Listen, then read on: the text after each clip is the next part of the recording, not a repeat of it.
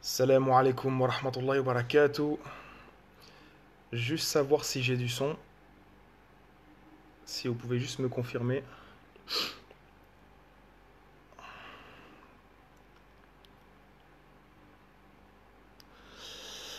Wa alaikum salam wa rahmatullah.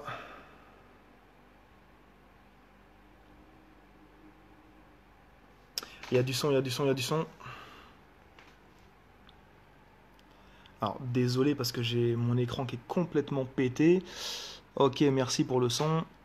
Donc là, je vois encore moins que d'habitude, donc désolé. Comme d'habitude, Inch'Allah, on va patienter un petit 5 minutes, histoire de laisser les gens arriver. Parce qu'aujourd'hui, on va dire que c'est une thématique quand même qui est assez importante. Pourquoi? Parce qu'elle touche une des plus grosses ambiguïtés sur l'islam. Donc, on va essayer de la traiter de manière totale, Inch'Allah. Mais on va d'abord laisser les gens arriver afin qu'ils soient aussi informés de la réponse. Bi'idhnillah. En tout cas, j'espère que vous allez bien. Barakallahu fikum. Juste si vous pouvez, pour ceux qui le veulent bien évidemment, cliquez sur partager. Ça vous coûte un clic, mais ça permet que d'autres personnes puissent voir le live ou y aient accès. Donc voilà, si vous pouvez partager au maximum, il s'agit quand même d'une réponse, d'une attaque contre l'islam qui est assez importante. Donc je pense que en tant que spectateur, des fois il faut savoir être aussi acteur. Donc n'hésitez pas à juste faire un petit clic, ça vous permettra de partager cette information et peut-être sauver une personne de l'apostasie ou autre.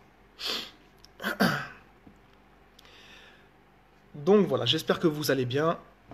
Merci d'être présent. Et on va patienter quelques instants, Inch'Allah, avant de démarrer l'étude.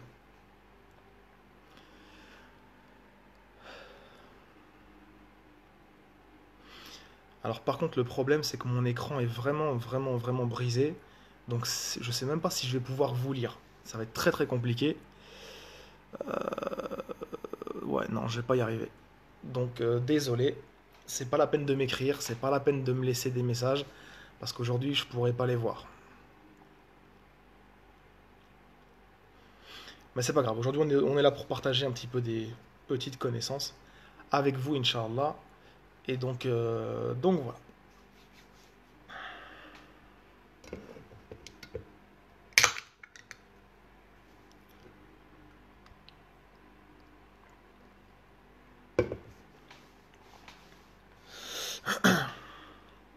Ah oui, je rappelle pour tous ceux qui vont encore me prendre la tête que la caméra est en effet inversée.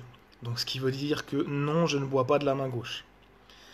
Ça évitera de recevoir 150 messages pour dire Karim, tu es égaré, tu bois de la main droite, de la main gauche ou de la main droite.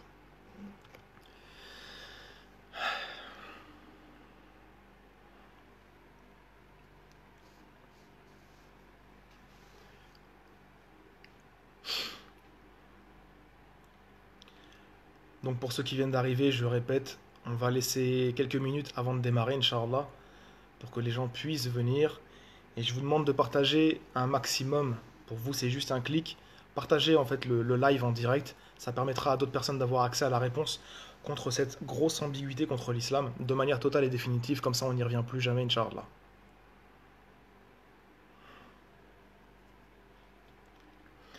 Et je répète aussi que j'ai mon écran qui est brisé, donc je ne peux pas vous voir. J'arrive pas à lire ce que vous me marquez, si ce n'est parfois j'arrive à déchiffrer. Par exemple, là on me dit salam alaikum, wa alaikum salam wa rahmatullah.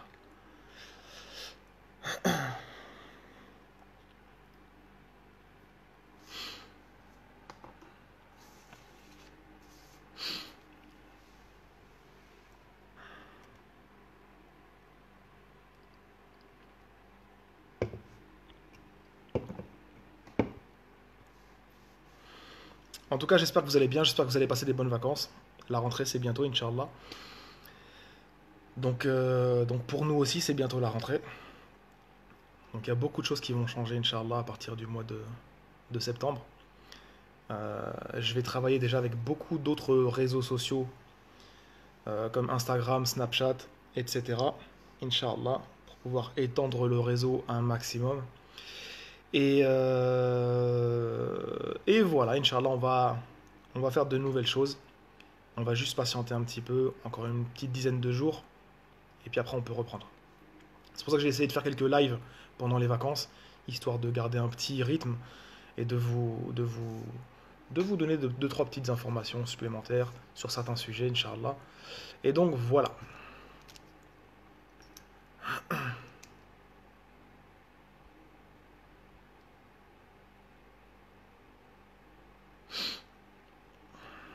Abou Muslim, salam alaikum, j'espère que tu vas bien frérot. Encore 2 petites minutes, on commence Inch'Allah. Donc pour ceux qui connaissent pas la thématique, patientez juste 2 petites minutes et je vais vous expliquer en fait de quoi il s'agit pour que vous compreniez bien la problématique et qu'on puisse répondre de manière totale à cette grosse ambiguïté sur l'islam qui, on va dire, est souvent, même énormément répétée sur les réseaux sociaux ou dans des ouvrages ou autres. C'est important d'y répondre, pourquoi? Parce qu'en fait, ça touche l'honneur du prophète sallallahu alayhi wa sallam, ça touche la prophétie de Nabi sallallahu alayhi wa sallam, ça touche l'aspect du Coran, ça touche tout un tas de choses d'un coup. Donc voilà.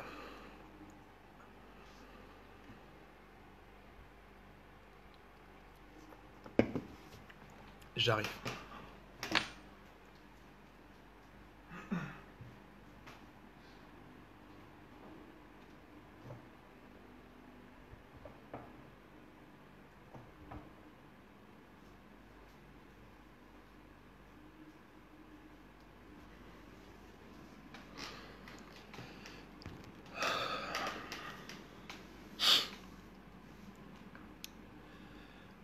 On est 83, Inch'Allah, dès qu'on est à 100, bah, si on atteint les 100, dès qu'on est à 100, on commence. On a 86. Encore un petit effort. Donc pour ceux qui viennent d'arriver, s'il vous plaît, un petit partage, juste un clic du partage du live, afin que d'autres personnes puissent pouvoir avoir accès en fait à ces informations qui sont quand même importantes pour la communauté musulmane, puisqu'il s'agit de répondre à une grosse ambiguïté sur l'islam. Donc s'il vous plaît, un petit effort, juste un petit partage. Ça fera de vous des acteurs et non pas forcément que des spectateurs comme souvent. Barakallahu fikum wa fikunna.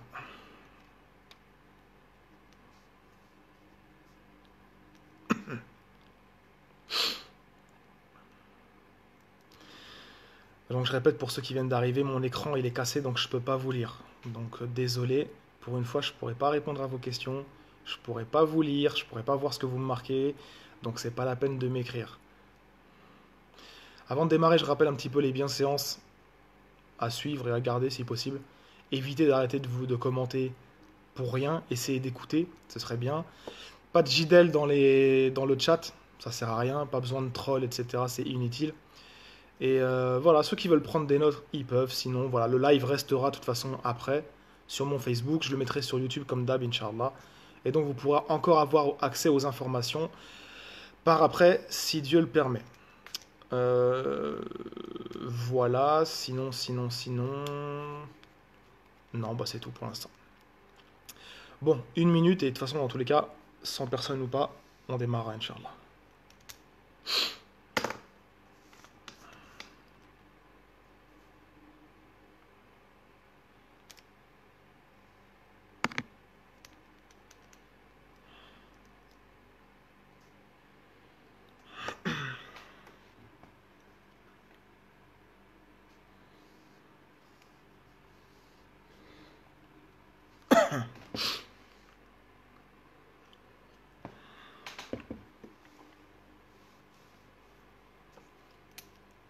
Bon, bismillah, on va y aller, Inch'Allah. Alors, je vous explique un petit peu la thématique pour ceux qui ne l'auraient pas compris. Alors, on appelle ça Qisatul Gharaniq, autrement dit, le récit des versets sataniques. Pourquoi on appelle ça verset satanique? C'est très simple, parce qu'en fait, selon l'histoire qu'on va voir par après, eh bien, le diable aurait réussi à infiltrer le canal de la révélation et à faire passer, malheureusement,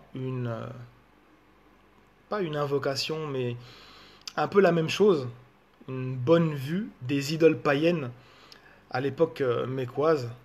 Et donc en gros, le prophète sallallahu alayhi wa sallam a fait du shirk akbar pendant au moins un certain temps. Et le pire dans cette histoire, c'est que juste après, eh ben, il a fait un soujoud Après avoir ça, il a fait une prosternation. Donc en fait, le récit en soi, il est catastrophique, puisque ça fait du prophète sallallahu alayhi wa sallam, au moins pendant un temps, un faux prophète. Alors il y a des savants qui ont essayé de faire des ta'wilat dans tous les sens, donc des interprétations, ils ont essayé voilà, d'en sortir un maximum, parce qu'il y en a certains qui ont accepté cette histoire. Et ils ont essayé de dire en gros que non, c'est pas le prophète sallallahu alayhi wa sallam qui a dit ça, mais bon, c'est en fait le diable qui a fait croire aux Mécois que le prophète aurait dit ça, etc., etc., etc. Tout un tas de trucs que les textes ne disent pas vraiment. Parce que les textes sont clairs quand on les prend, c'est ala lisanihi, sur sa langue, c'est lui qui a dit cette chose-là. Donc, en gros, voilà, on a essayé de sortir de la problématique. Non, faut avouer la chose, nos sources disent que le prophète sallallahu alayhi wa sallam a fait du shirk akbar, le plus grand état même de polythéisme pur, qui a été de congratuler les idoles mécoises et ensuite de faire un sojoud de cette chose-là, ce qui est une catastrophe. Donc, ipso facto, le prophète sallallahu alayhi wa sallam, par exemple pour les juifs, serait un faux prophète, obligatoirement. Même si c'est un temps, même si c'est 2 minutes, même si c'est 1 heure, en tout cas ça a pris un petit peu de temps, parce qu'il a eu le temps de finir, selon les récits, de finir la sourate 53, et voilà, le temps que les choses viennent se corriger, etc., le message est parti à droite, à gauche, bref, les Mécois étaient totalement ravis et contents que le prophète ait glorifié les idoles mécoises. Donc en fait, le récit, il se base sur la sourate 53, et on l'a rattaché tristement à la sourate 22-52, qu'on verra par après, Inch'Allah. Alors, il y a des ouvrages qui ont été écrits sur la question, d'accord. Vous avez, par exemple, le Cheikh Al-Albani, qui a écrit un livre qui s'appelle Nasbul Majaniq. On a son élève aussi, Salih Ahmed Al-Shammi, qui a écrit un livre qui s'appelle Al-Gharaniq. On a le Cheikh Al-Halabi Al-Athari, qui a écrit un livre qui s'appelle Dalail. On a le Cheikh Mohamed Al-Sawayani, qui a écrit un livre qui s'appelle Qasima. Tous ces gens, ils ont écrit en fait sur la question de Gharaniq pour rejeter cette histoire. Le problème, c'est que dans la communauté musulmane, ça compte pas que des savants contemporains. Il y a eu des anciens. Et parmi les anciens, il y en a tout un tas qui ont accepté cette histoire. Bien évidemment, il y a la majorité qui a rejeté cette histoire-là, mais il y en a beaucoup qui l'ont acceptée. Alors, il y en a qui l'ont acceptée sous condition, il y en a qui ont juste pris certaines versions, etc., etc. Bon, bref. Et donc, on a des savants, comme par exemple Ibn Taymiyyah, qui a, en tout cas, d'apparence... On peut pas dire qu'il l'a accepté, mais il voyait pas trop d'inconvénients à ce que cette histoire soit vraie. Elle a un asl dans tous les cas. Pourquoi ? Parce qu'elle est rapportée par beaucoup de chaînes de transmission. Et le fait qu'elle ait un asl, donc un fondement, eh bien, en gros, pour lui, il n'y a pas de problème. Et il l'explique très bien. Pour lui, les prophètes peuvent, d'après l'avis, selon lui, de la majorité des salafs et des khalafs, faire des petits péchés. Donc... le problème ici, c'est que là, c'est pas un petit péché, c'est un énorme. Et voilà, il a accepté en gros l'idée que c'est possible. En soi, ça ne pose pas de problème, puisque tant que le prophète ne reste pas sur cette chose-là, et qu'il revient, qu'il se repent, etc., eh bien, à ce moment-là, il en sort grandi. Pourquoi ? Parce que le fait de s'être repenti, eh bien, il est encore plus fort, on va dire, qu'avant. On a plein de savants qui ont accepté cela, par exemple, Azamarshari. On a tout à fait l'impression qu'il accepte l'histoire. Il y a Tabari, il a l'air d'accepter aussi l'histoire. Enfin bref, il y a tout un tas de savants qui ont accepté cela. Et il y en a plein d'autres qui l'ont rejeté, comme Ibn Khuzayma, comme Al-Qadi Iyad, qui l'a complètement rejeté totalement. Et tout un tas de savants, Shawkani, même les élèves de Ibn Taymiyyah, comme Ibn Kathir. Bon, il n'a pas été très explicite sur la question, mais bon, il a l'air en tout cas de dire que ce n'est pas authentique. On a Al-Dhahabi qui a rejeté ça, on a Ibn Qayyim. Bref, il y a tout un tas de savants qui ont rejeté ça, l'imam Al-Razi, Al-Qushayri, Al-Qurtubi. Bref, tout un tas de savants. Et donc, le problème maintenant, c'est toujours pareil. En fait, ce qui compte, c'est pas les avis des savants. Les avis des savants, ça oriente. C'est-à-dire que, on a une divergence. Qu'est-ce qu'on fait ? J'ai Ibn Hajar qui te dit il y a un asl, il valide 3 chaînes de transmission. Comment on fait ? Et j'ai d'autres qui disent non, tout est faux, on prend, on jette. etc. Donc, ce qu'il va falloir faire, comme d'habitude, eh bien, c'est de reprendre l'ensemble des données, l'ensemble des sources, et ensuite, eh ben, faire une conclusion après l'analyse de toutes ces choses-là, comme on va le faire, Inch'Allah. Alors, aujourd'hui, on va se concentrer sur un ouvrage. Celui-ci. Hop, voilà, qui s'appelle Before Orthodoxy, autrement dit, avant l'orthodoxie. En fait, c'est Ahmed Shahab, il a écrit ce livre-là, donc c'est un universitaire, académicien qui est décédé en 2015, et il a écrit en fait une thèse, donc voici. Il a écrit une thèse pour dire en gros que avant l'arrivée des textualistes et de l'orthodoxie, on va dire ça comme ça, même si c'est pas très bien dit, eh ben ce texte-là, il était accepté. Cette histoire-là, elle était acceptée puisqu'elle était diffusée dans tout un tas d'ouvrages, et donc les musulmans l'ont acceptée et diffusée.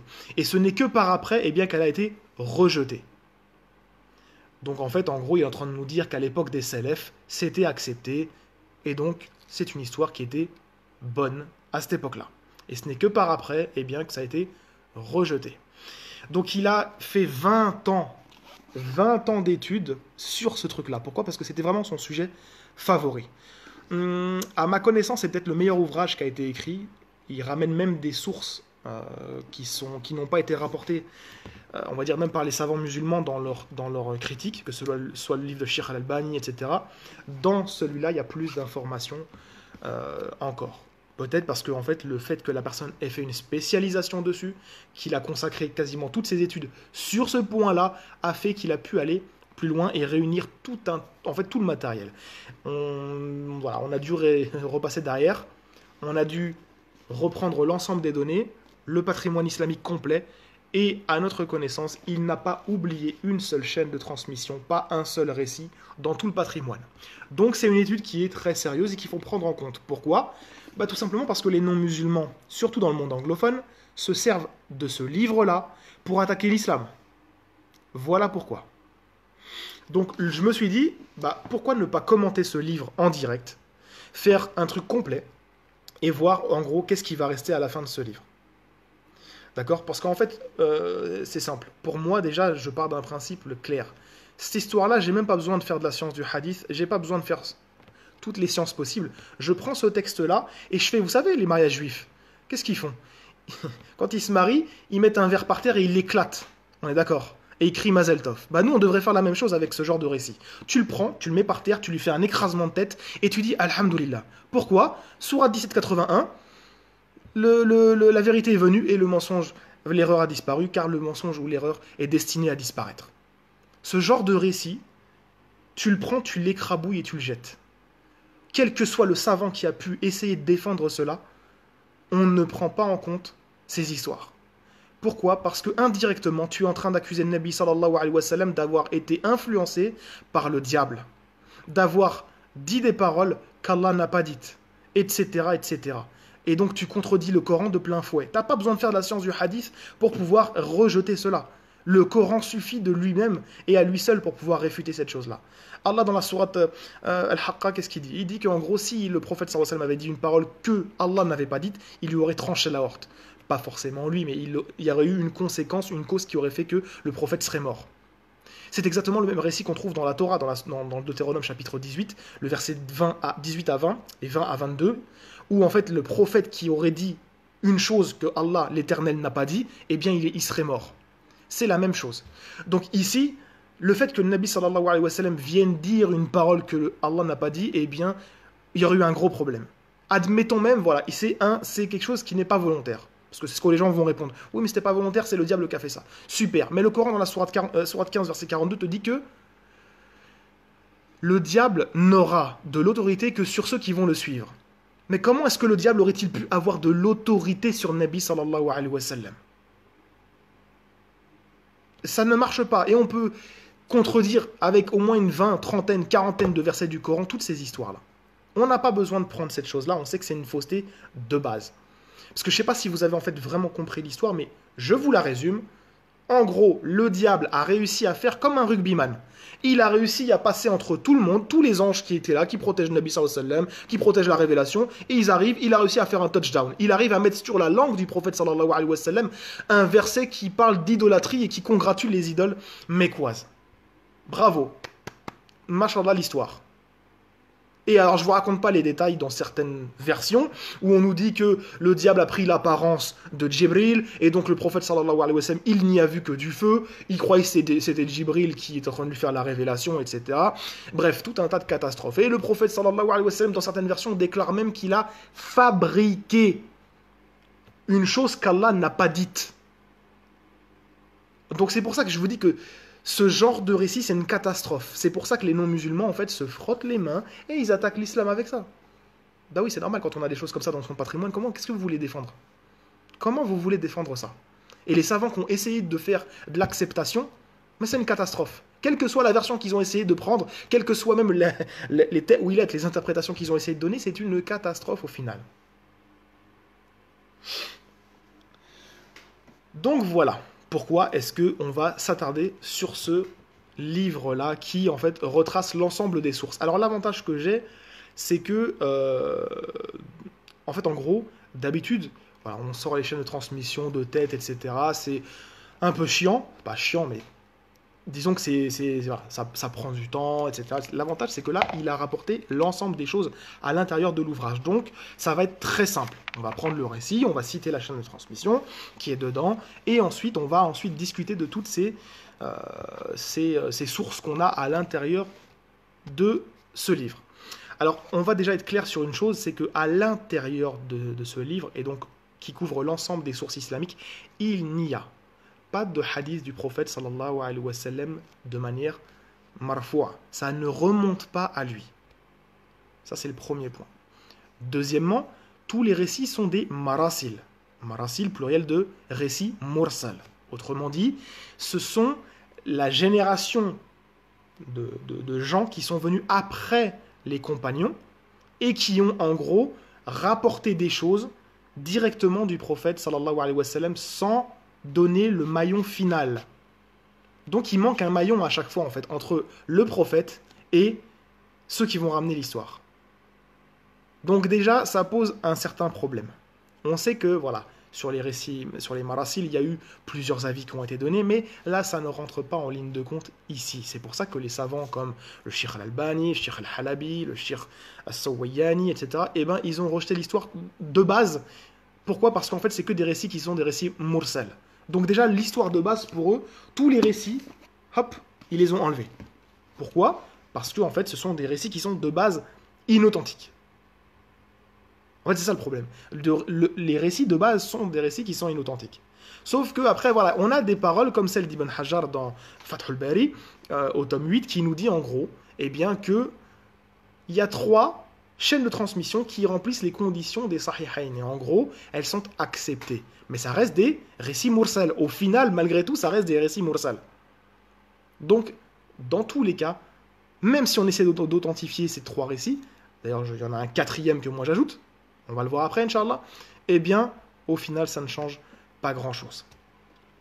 Donc, voilà. Alors, on va faire une critique extrinsèque et intrinsèque. On va rentrer dans les évidences externes et les évidences internes, et on va faire une conclusion, Inch'Allah, sur cette histoire ou cet incident qui, je le rappelle, est une catastrophe. Parce que le prophète, sallallahu alayhi wa sallam, a fait du shirk akbar au moins pendant un temps. Et qu'il a réussi à faire un soujoud, il a fait une prosternation après avoir dit ces paroles de kufr. Donc voilà. Ça, c'était pour une petite introduction, histoire de vous expliquer un petit peu ce qui va suivre. Donc, je répète, avant qu'on démarre, Inch'Allah, je ne peux pas vous lire, mon écran de téléphone est cassé, donc je ne vois absolument pas ce que vous marquez. Je suis désolé, Inch'Allah, on va faire réparer tout ça, mais pour l'instant, c'est ainsi. Deuxièmement, je vous rappelle, s'il vous plaît, s'il y a moyen de partager ce live. Pourquoi? Parce que ça permet en fait d'apporter à tous ceux qui ne le savent pas une réponse à cette grosse attaque contre l'islam. D'accord? Il y a des livres qui ont été écrits dessus, il y a des choses qui sont très connues qui ont été écrites dessus, ça se partage de partout, etc. Il est temps que ce soit fini, Inch'Allah. Donc, voilà. Donc on va commencer, Inch'Allah.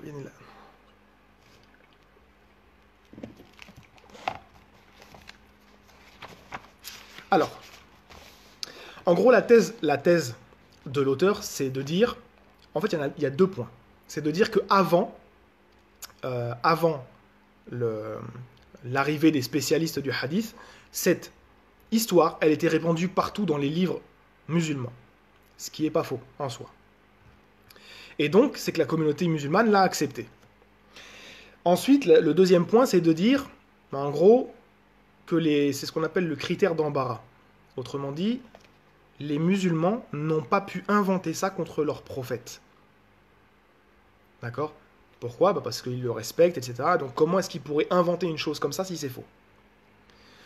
Donc déjà, on va attaquer le deuxième point. Parce que le premier point, en fait, c'est la thèse. Donc le premier point, on va le voir et à la fin, on verra ce qu'il en reste, Inch'Allah. Donc, le deuxième point, en fait, si vous voulez, c'est facile, en gros, d'y répondre. Tout simplement parce que déjà, c'est une méconnaissance déjà des sources islamiques et de la communauté musulmane. En gros, il y a eu, à travers les débuts de l'islam, tout un tas de mythos qui sont entrés à l'intérieur de la communauté. On avait des hypocrites, on avait des infiltrés, on avait des apostats, on avait tout un tas de gens qui sont rentrés et qui ont pu dire tout et n'importe quoi et faire passer ça comme si c'était des vérités.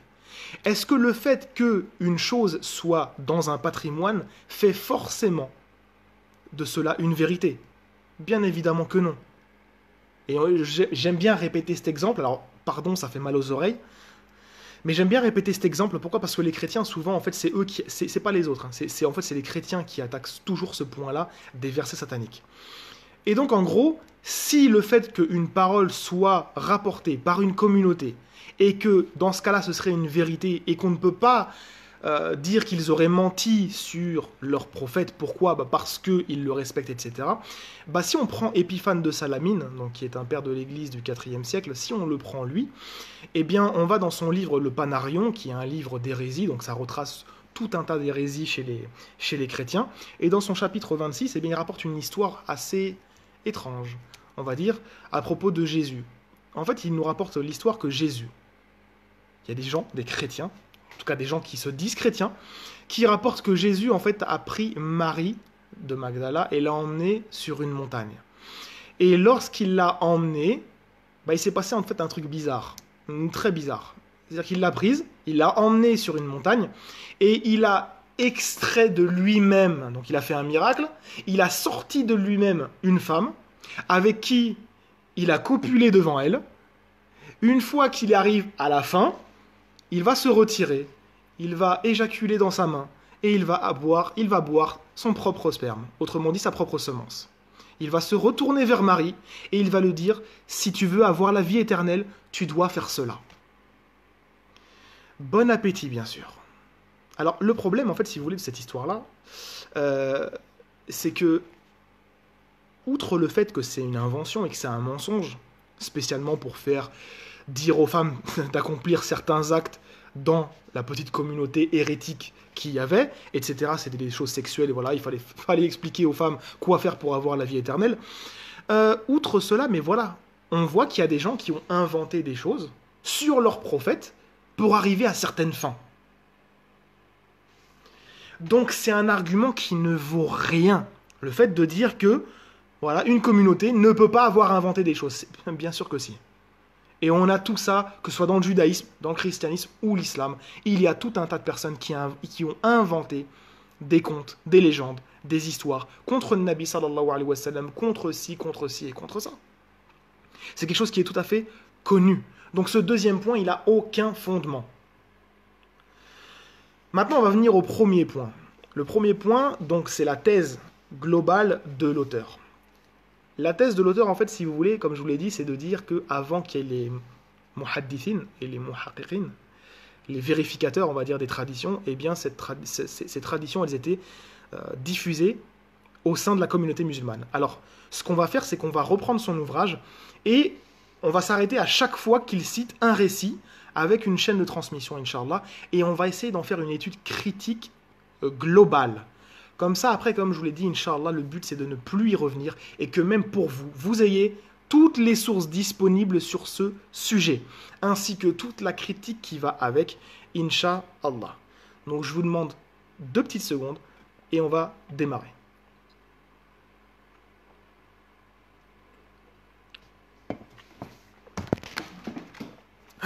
Alors, il faut savoir une chose. Ce récit-là, il est rapporté par 17 personnes de base. C'est-à-dire qu'à la base, il y a 17 personnes, c'est énorme. 17 personnes qui sont recensées et qui rapportent cette histoire. Donc c'est quand même vachement gros pour un récit comme ça. Alors, le premier récit, comme ça je vous dis, vous aurez toutes les sources, ainsi que les chaînes de transmission. Et ensuite, vous pourrez canarder tous les chrétiens qui vont vouloir vous utiliser ce genre de choses-là. Comme ça, plus jamais ils vont y revenir, Inch'Allah. Alors, le premier récit, il nous est rapporté dans le Tafsir, ainsi que dans le livre At-Tarikh, donc l'histoire des prophètes de l'imam At-Tabari, dans son Tafsir, donc dans son exégèse, ainsi que dans ses chroniques.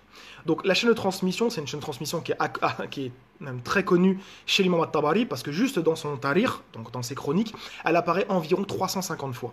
Donc la chaîne de transmission, c'est Ibn Humayd d'après Salama, d'après Ibn Ishaq, d'après Yazid ibn Ziyad, d'après Mohammed ibn Ka'b al-Quradi. Ça, c'est la chaîne de transmission. Ce qu'on fait, c'est très très simple. C'est-à-dire que l'avantage, c'est quand même malgré tout, c'est que les savants du hadith ont quand même développé une science qui était importante. C'est-à-dire que, en gros, on pouvait faire de la vérification des informations. Alors, c'est pas infaillible, ça c'est une certitude, mais en tout cas, ça nous donne, voilà, au moins une bonne idée sur un récit. Quand on sait qu'une personne, elle n'est pas fiable, quand tu sais qu'une personne, elle est fiable, une autre, elle est menteur, une machin, ça te donne quand même malgré tout une idée sur la fiabilité du texte. D'accord? Comme je l'ai dit pourtant, hein, malgré tout, on n'a pas besoin de faire ça pour rejeter ce texte des versets sataniques, ou cette histoire, parce que des textes, il y en a beaucoup. Donc voilà, on recommence. Donc la chaîne de transmission, je vous la rappelle, Ibn Humayd, d'après Salama, d'après Ibn Ishaq, d'après Yazid ibn Ziyad, d'après Mohammed ibn Ka'b al-Quradi. Alors, le premier maillon, Mohammed ibn Humayd al-Razi. Cette personne-là, il est munkarul hadith. C'est-à-dire que c'est une personne qui n'est pas acceptée dans la science du hadith. Il fait des erreurs, d'autres ont dit que c'était un menteur. Il y a eu beaucoup de critiques qui ont été faites sur ce cheikh de l'imam At-Tabari. C'est pour ça que l'imam Al-Zahabi, il a dit qu'il était munkarul hadith. Donc c'est une personne, déjà, le hadith provenant de lui, tu le mets de côté. Mais il rapporte d'après une autre personne, d'après Salama ibn al-Fadl. Cette personne-là aussi, elle fait de grosses erreurs. Il a des manakir, donc il a des récits un peu bizarres qui sont au sein de ces transmissions, etc. C'est une personne qui n'est pas fiable du tout. On a Ibn Ishaq, Mohammed ibn Ishaq, celui qui a la biographie du prophète sallallahu alayhi wa sallam. On connaît son statut. Lui, c'est pareil, c'est quelqu'un qui est absolument pas digne de confiance dans les transmissions du prophète sallallahu alayhi wa sallam. Même si certains ont essayé de le défendre, moi je peux vous assurer à 100% que c'est quelqu'un qui est vraiment pas fiable quand on fait le rassemblement des hadiths qu'il a transmis. Bon. Alors, ensuite on a Yazid ibn Ziyad. Cette personne-là, bon, il est qualifié de sadouk, donc c'est pas le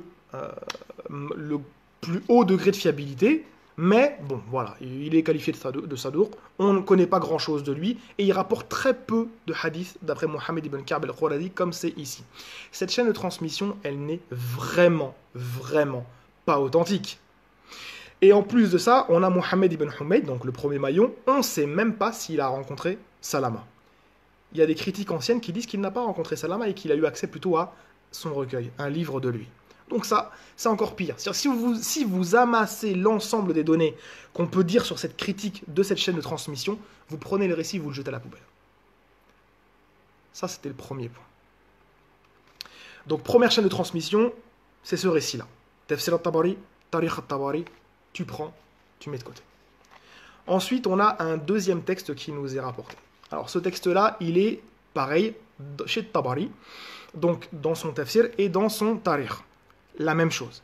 Sauf que c'est une autre chaîne de transmission, et c'est le récit, écoutez bien, c'est le récit le plus utilisé par les islamophobes, donc principalement pour les chrétiens, pour dire que Mohammed sallallahu alayhi wa sallam est un faux prophète. Pourquoi? Bah, en fait, c'est très simple. Parce qu'en fait, le texte dit iftaraitu ala Allah, iftaraitu ala Allah wa qultu ala Allah ma lam yaqul. Autrement dit, j'ai fabriqué. C'est le Nabi sallallahu alayhi wa sallam qui dit ça. J'ai fabriqué sur Allah et j'ai dit sur Allah une chose qu'il n'a pas dite. Donc là, on a une catastrophe. D'accord? Donc, ce récit-là, en fait, c'est très simple. La chaîne de transmission, bah, on va l'analyser. Comme ça, en fait, vous aurez une réponse à donner à tous ces chrétiens qui vont vous sortir cela. La chaîne de transmission, c'est le Qasim, d'après le Hussein, d'après le Hajjaj, d'après Abu Ma'shar, d'après Mohammed ibn Qais et Mohammed ibn Ka'b al-Quradi. Donc là, c'est les deux qui auraient transmis l'information à Abu Ma'shar, qui ensuite a transmis l'information, etc., etc. Alors, la problématique, en fait, si vous voulez, de cette chaîne de transmission, Al-Qasim, ça va, il n'y a pas vraiment de problème sur lui. On a ensuite Al-Hussein, il a eu quelques critiques quand même malgré tout. Donc Al-Hussein, voilà, il fait des erreurs, etc., etc. C'est quelqu'un d'assez moyen. Ensuite, on a Al-Hajjaj, il a eu certaines critiques qui ont été faites sur lui. Mais bon, ça, en soi, globalement, on peut l'accepter si on pousse loin. Mais le problème, il vient juste après. En fait, le problème, c'est Abu Ma'shar. Abu Ma'shar, alors, comment dire? C'est un des arkan al-kadhib. C'est-à-dire que c'est un des piliers du mensonge. Les savants qui ont parlé sur Abu Ma'shar, ils ont dit qu'il était... Alors, il y en a qui ont dit que c'était le pire menteur que les cieux et la terre aient porté. On a dit, daif, il est doublement faible. C'est un menteur, etc., etc., etc., etc. Quand tu vois Abu Ma'shar dans une chaîne de transmission qui rapporte un hadith, tu prends ça, tu arraches la page, tu la déchires. Cadeau, tiens, tu la jettes à la poubelle. Voilà, on a utilisé du papier, c'est dommage, il y a des arbres qui sont morts pour ça, pour rapporter des paroles mensongères de cette personne-là. Il faut savoir qu'Abu Ma'shar, c'est pas n'importe qui, façon de parler. Il a écrit des livres, hein. Il a écrit un Kitab al-Marazi, il a écrit un Kitab al-Khulafa, etc. Et malheureusement, c'est un des 23 informateurs de l'imam al-Kadhab al-Waqidi, Mohammed ibn Omar al-Waqidi, que tout le monde connaît et qui est souvent cité. Cette personne-là, en fait, lui-même, déjà, c'est un menteur dans le hadith et il rapporte du pire des menteurs des textes. Donc, en gros, on a un menteur sur un menteur. Et c'est un des 23 informateurs de al-Waqidi. Et malheureusement, on a aussi l'imam al-Tabari qui s'est servi de lui, etc., etc. Donc cette chaîne de transmission, c'est une chaîne horrible. Le prophète sallallahu alayhi wa sallam n'a jamais dit cette chose-là. Iftaraitu ala Allah wa qultu ala Allah ma lam yaqul. Jamais. Jamais il a dit j'ai fabriqué sur Allah et j'ai dit des choses qu'Allah n'a pas dites. Jamais. Donc voilà, comme ça au moins on explique les choses. En plus, comme je vous ai dit, hein, c'est tous des récits qui sont des récits mursal. C'est-à-dire que ça ne remonte jamais au prophète via une chaîne de transmission qui est muttasil, elle est continue, qui en fait ce qu'on appelle un récit marfou', un récit qui remonte entièrement jusqu'au prophète sallallahu alayhi wa sallam. Il n'y a pas cette chose-là pour cet incident des vers sataniques. Ensuite, on a un autre récit, donc là c'est toujours, en fait si vous voulez c'est le même récit, c'est la même chaîne de transmission mais en beaucoup plus réduit. C'est Mohammed ibn Ka'b al-Quradi et Mohammed ibn Qais. Ce texte-là il est rapporté dans les sunan de Sa'id ibn Mansour. Alors le problème qu'on a ici c'est qu'on a eu deux versions de Sa'id ibn Mansour, enfin de son texte qui ont été transmises, une courte et une longue. Donc la courte n'a pas le récit, la longue aurait le récit. Mais entre Sa'id ibn Mansour et Mohammed ibn Ka'b al-Quradi et Mohammed ibn Qais, il y a un maillon et il n'est pas cité. Donc la chaîne, elle est munqati'a, elle est coupée. C'est une chaîne de transmission qui n'est pas authentique, juste avec cette chose-là. Mais on sait, en fait, quand on fait un recoupement des informations qui se trouvent dans le Kitab al-Tafsir de l'imam Sa'id ibn Mansour, ben on se rend compte, en fait, à chaque fois, le maillon qu'il y a entre lui et Mohammed ibn Ka'b al-Quradi, c'est Abu Ma'shar. C'est encore ce gros menteur. Donc, qu'est-ce qui se passe? Bah, tu sais que c'est lui qui est derrière. Donc, tu prends, tu jettes. On continue. Je vous ai dit, ça va être une étude complète. Comme ça, tous les récits, ils vont y passer. Inch'Allah, après, on n'en parle plus. Ensuite, on a un troisième récit. D'accord, qui nous est rapporté. Donc là, c'est dans Kitab al-Tabaqat de l'imam Ibn Sa'd qui va rapporter cela. Et il rapporte ça, en fait, d'un livre perdu de l'imam al-Waqidi, le menteur. D'accord, il a écrit un livre qui s'appelle Kitab al-Mubtada. et on l'a pas, on l'a perdu, mais Ibn Sa'd, son élève, a rapporté certaines choses. Donc la chaîne de transmission, elle est simple, c'est l'imam al-Waqidi, d'après Yunus ibn Muhammad, d'après Muhammad ibn Anas. Alors, dans cette chaîne de transmission, c'est simple. Al-Waqidi, déjà, c'est un menteur. D'accord? Donc, le récit, tu le prends, tu le mets de côté automatiquement. Ensuite, tu as Yunus ibn Muhammad. C'est un inconnu. On ne sait pas qui c'est. Donc, tu peux doublement rejeter ce texte-là. Et Muhammad ibn Anas, bah lui, il y a un khilaf. On ne sait pas. Est-ce que c'est un inconnu? Est-ce que c'est un tabi'i? Ou est-ce que c'est un sahabi? Alors, avec ce genre de données, on va aller loin. De toute façon, la chaîne de transmission, elle est explosée. Donc, vous pouvez la rejeter juste avec ça. Ensuite, on a un autre récit qui nous est rapporté donc, dans le même ouvrage, d'après Al-Waqidi, d'après Kathir ibn Zaïd, d'après Al-Muttalib ibn Hantab. Donc voilà, c'est des chaînes qui sont courtes, mais on a toujours ce même problème. On a l'imam Al-Waqidi qui est dans la chaîne de transmission, ce gros menteur, et on a ensuite Kathir ibn Zaïd qui est, de toute façon, qui est faible dans le hadith, donc ça en fait des accumulations, et ces textes-là ne sont absolument pas authentiques. Voilà. Ensuite, on va continuer dans son ouvrage, parce qu'en fait, tout son ouvrage, il est fait comme ça. Il cite les textes, il les commente, il fait tout un tas de commentaires, voilà, sur les gens, etc. Bon, c'est un travail académique, c'est très bien fait, etc. Mais nous, ce qui nous importe, c'est de tester la fiabilité des sources, en fait, sur lesquelles se base cette thèse. Ensuite, on a donc dans le tafsir de As-Samarqandi, donc qui est un exégète du IVe siècle, il a rapporté en fait une version de Muhammad ibn Ka'b al-Quradi, mais sans chaîne de transmission. Donc, on peut zapper directement.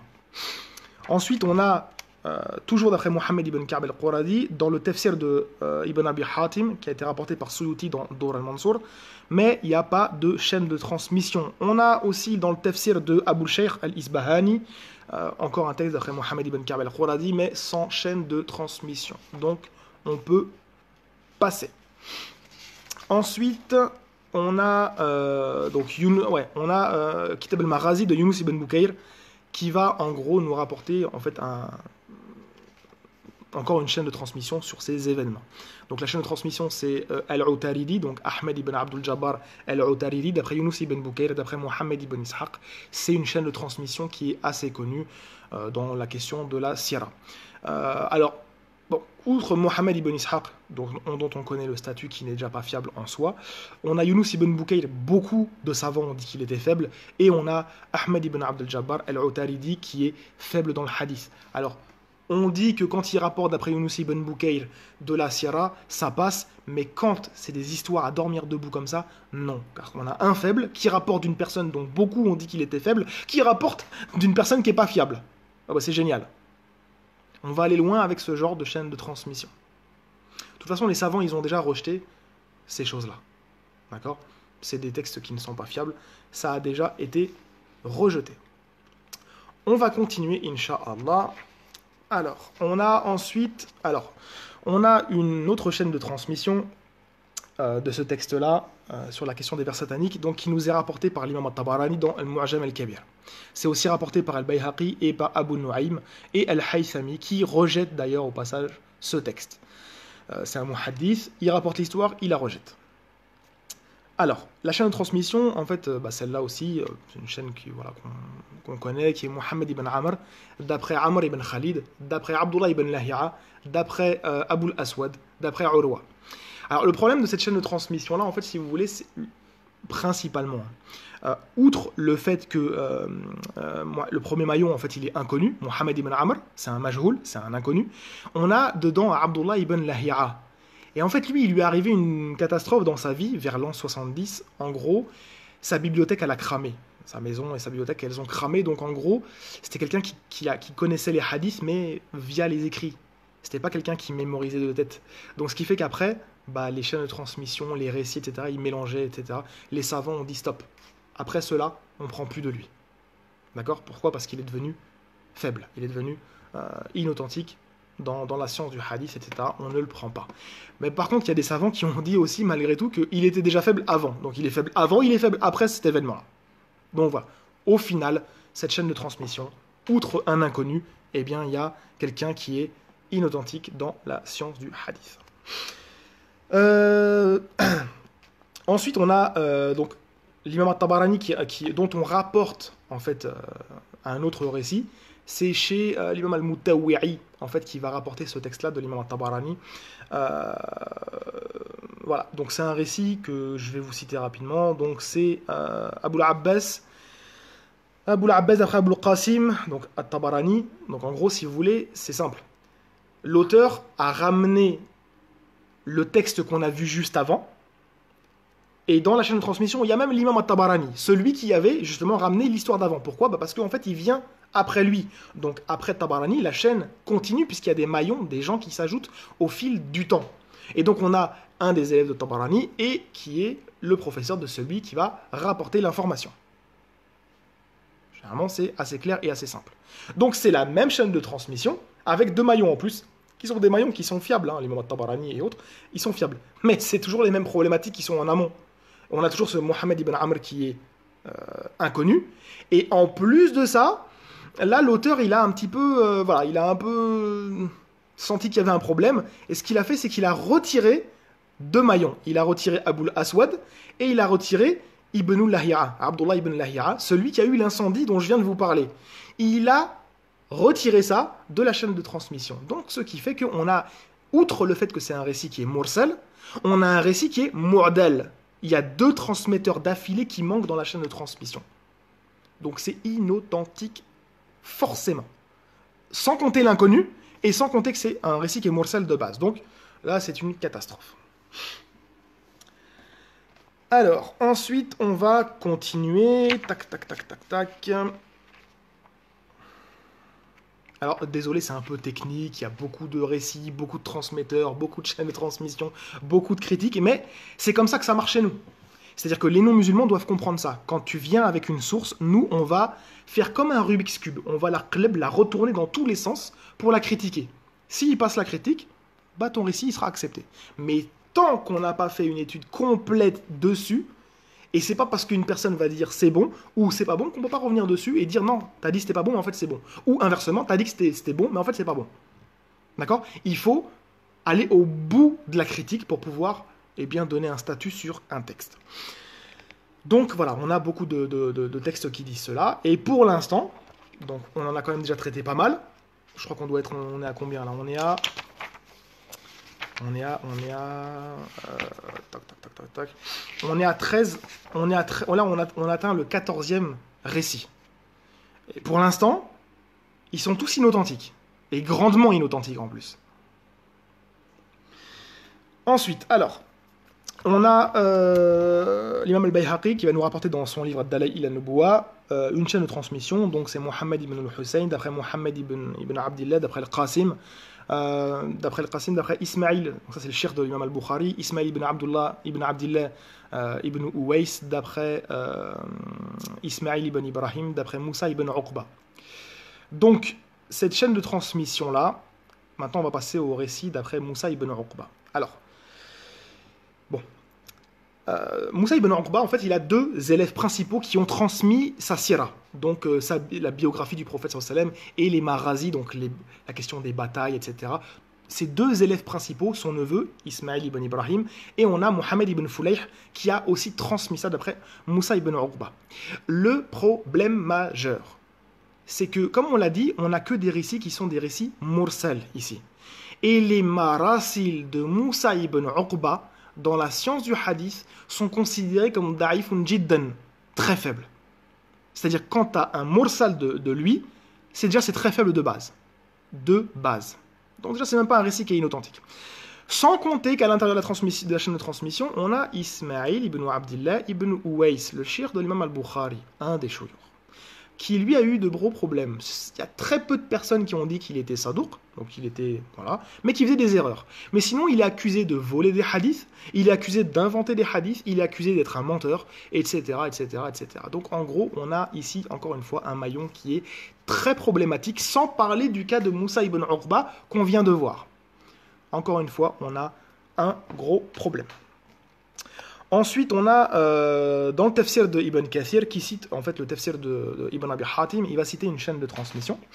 Donc on a Moussa ibn Ishaq, d'après Mohammed ibn Ishaq al-Musayyibi, d'après Mohammed ibn Fulayh, d'après Moussa ibn Uqba, d'après l'imam az-Zuhri. Donc, alors ici c'est pareil, on a pas mal de problématiques. Pourquoi? Bah en fait, on vient de voir que les marasil, les récits mursal de Moussa ibn Uqba, ils sont qualifiés dans la science du hadith de très faibles. Et ben ceux de l'imam az-Zuhri, bah c'est pas mieux, ils sont qualifiés aussi de très faibles. Donc ça veut dire que de base, le texte déjà en lui-même, il est déjà une catastrophe. D'accord? Sans compter que dans la chaîne de transmission, on a un inconnu. Moussa ibn Uqba, le premier maillon, on ne le connaît pas. On a Mohammed ibn Ishaq al-Musayyibi, et ben il est moyen. C'est-à-dire qu'il a eu pas mal de critiques sur lui aussi. Donc voilà, en gros, on a encore affaire encore une fois à quelque chose qui n'est pas vraiment authentique. Donc on continue notre petit périple au sein de cette thèse. Et on va continuer. Donc on a l'imam al-Zahabi qui va citer, d'après les marazis de Moussa ibn Uqba, un texte mais sans chaîne de transmission. Et de toute façon, même si on avait eu la chaîne de transmission, Moussa ibn Uqba, comme on vient de le voir, les récits qui sont mursal d'après lui, eh bien c'est très faible. On continue. Alors, ensuite on a donc Abu Nu'aym qui a rapporté en fait un récit dans Ma'rifat al-Sahaba, d'accord? Donc, il nous a cité la chaîne de transmission, donc c'est Farouq ibn Abd al-Kabir, d'après Ziyad ibn Khalil, d'après Abu Ishaq, Ibrahim ibn al-Mundir, d'après Mohammed ibn Fulayh, d'après Moussa ibn Uqba, d'après l'imam az-Zuhri. Bah là aussi, c'est toujours la même chose, c'est-à-dire que, outre le fait que Abu Ishaq, c'est quelqu'un qui avait des manakir, donc il a des récits un peu bizarroïdes et des transmissions un peu étranges, dans ce qu'il rapporte, bah on a toujours le problème que les marasil de l'imam az-Zuhri, eh bien, ce sont des chaînes de transmission qui sont très faibles. Donc, on ne prend pas ça en compte. Ensuite, on a encore un récit. Alors, on a l'imam as-Suyuti qui rapporte ça d'après Ibn Abi Hatim, donc le tafsir d'Ibn Abi Hatim. Il rapporte ça dans Dur al-Manthur. Donc c'est en fait la même chose, on a Ibn Abi Hatim, d'après Moussa ibn Uqba, d'après az-Zuhri.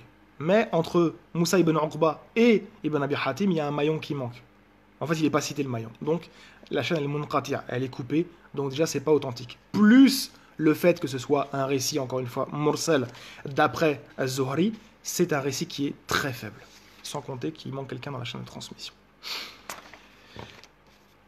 On continue. Désolé, comme je vous l'ai dit, c'est assez technique, mais on est obligé de passer par là, et c'est à ça qu'on sert aussi. En fait, si on se spécialise dans la réponse aux shubuhat, dans la réponse aux ambiguïtés des musulmans contre les attaques contre l'islam, eh bien, on essaie de vous retransmettre ça afin que vous ne vous fassiez pas avoir, afin que vous n'ayez aucun doute, etc., etc., etc. Donc, on sert à ça. On a en fait une autre chaîne de transmission qui est citée par l'imam al-Qila'i, donc c'est un savant andalou du... je ne connais plus trop son siècle, enfin bref, c'est un savant andalou, je crois qu'il est du 7e siècle de mémoire, si je ne m'abuse, 6 ou 7e siècle de l'Hégire. Donc il a cité un récit, mais sans chaîne de transmission, d'après Moussa ibn Uqba, et même si on a vu la chaîne de transmission, on sait que les récits mursal de Moussa ibn Uqba sont inauthentique. Donc pour l'instant, on n'a absolument rien d'authentique sur cette question des versets sataniques depuis tout à l'heure. Tous les récits qu'on a vus, c'est des catastrophes. Et là, on va commencer à arriver à des textes qui sont acceptés. Donc on aurait un récit qui est rapporté dans Chez Tabari, dans son tafsir, d'après Yunus ibn Abd al-A'la, d'après Abdullah ibn Wahab al-Misri, d'après Yunus ibn Yazid, d'après Mohammed ibn Shihab al-Zuhri, d'après Abu Bakr ibn Abd al-Rahman al-Harith. Donc, alors, ce récit-là, en général, il est accepté. Il est accepté, ok. Pourquoi? Parce que la chaîne de transmission, bah, elle semblerait ne pas contenir de problème. Mais. À l'intérieur de la chaîne de transmission, on a quand même quelqu'un qui s'appelle Yunus ibn Yazid. Et cette personne-là, bah, il a eu quand même des critiques sur lui. C'est-à-dire que on l'a accepté, mais il y a eu quand même des critiques qui, en gros, il n'était pas très bon dans le hadith, qu'il a une mauvaise mémoire, et surtout qu'il rapporte des manakir, ou qu'il rapporte même des erreurs, d'après l'imam az-Zuhri, et c'est le cas ici. Donc, je dirais à prendre avec des pincettes. Mais sinon, en général, les gens l'ont accepté, mais malgré l'acceptation, bah, ça reste un récit qui est mursal. Donc, c'est une acceptation de dire que c'est authentique jusque-là, mais que ça n'en fait pas une vérité ou un hadith qui est accepté du prophète sallallahu alayhi wa sallam et que c'est inauthentique. Donc, voilà. Ensuite, As-Suyuti va citer en fait la même chaîne de transmission dans son ouvrage Dur al-Mansour. On a Nahas qui va citer la même chose, sauf que bah, il manque des maillons entre Nahas et puis Al-Layth ibn Sa'd. Donc en gros, ce truc-là, il n'est pas authentique. Donc pour l'instant, on a un seul récit qui peut-être est acceptable. Et encore, au final, il ne l'est pas puisque ça reste un récit qui est mursal. Ensuite, on a Ibn Sa'd. Ibn Sa'd qui va rapporter un texte d'après Al-Waqidi, donc son professeur, vous savez, le menteur dont on a parlé tout à l'heure, d'après Mohammed ibn Abdillah al-Zuhri, d'après Zuhri, d'après Abu La'aliya. Abu Bakr ibn Abdurrahman, pardon. Donc, dans la chaîne de transmission, bon, on a un menteur. On a déjà Al-Waqidi. Cette personne-là, c'est un menteur, donc on ne prend pas son texte en compte. Ensuite, on a Mohammed ibn Abdillah al-Zuhri. Cette personne-là, c'est pareil. On a dit qu'il était pas fort, qu'il fait des erreurs, etc., etc. Donc, en gros, voilà, c'est très moyen. Plus, de toute façon, dans tous les cas, ça reste un récit mursal et il y a un menteur dans la chaîne de transmission. Donc, vous savez ce qu'il vous reste à faire avec ce genre de texte. Ensuite, on a un récit autre qui est accepté par les savants en général. Mais il y en a qui l'ont rejeté. Par exemple, le Sheikh al-Halabi qui a fait un livre sur Al-Gharanir, pour lui, il ne prend pas en considération ce récit. Il dit qu'il est pas bon parce qu'il y a un maillon dans la chaîne de transmission qu'il considère comme faible. Donc, la chaîne de transmission, c'est Mohammed ibn Abd al-Ala, d'après Al-Mu'tamir, d'après Daoud, d'après Abu La'aliya. Et en fait, au final, ça reste encore une fois un récit qui est mursal. Premier point. Deuxièmement, Abu La'aliya, même si généralement il est accepté, mais on a des paroles quand même gravissimes qui sont sur lui. Comme par exemple l'imam Shafi'i qui a dit que c'est les marasil, donc les récits mursal de Abu La'aliya, c'est comme le vent. Et ici c'est un récit qui est mursal. Donc, à prendre avec des pincettes, même si ça a été accepté. En grande partie, bien évidemment. Ensuite, on continue. On a l'imam al-Tabari qui va citer dans son tafsir. Alors, il va citer une chaîne de transmission qui a été... en fait, c'est la même chaîne de transmission qu'on vient de voir, mais jusqu'à Daoud. De Daoud jusqu'à Abu La'aliya, c'est la même chaîne de transmission. Juste après, ça change. Donc, au final, c'est même pas la peine de la faire, puisqu'on vient de la faire à l'instant. C'est quasiment la même chose.